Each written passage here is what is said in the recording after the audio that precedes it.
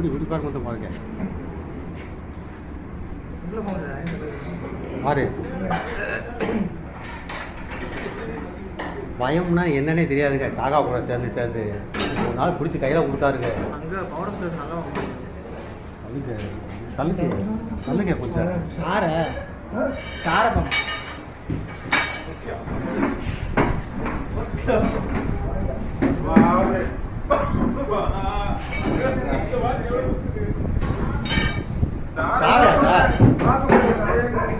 Sir சாரா வா what a beauty. ஏன் sir இந்த பக்கம் இருக்கு சார். சார் கொஞ்சம் தொட்டு பார்த்துக்கவா சார், தொட்டு பார்க்கவா சார். சார் இங்கே பாருங்க. ஆஹா எவ்வளோ அழகா இருக்கு.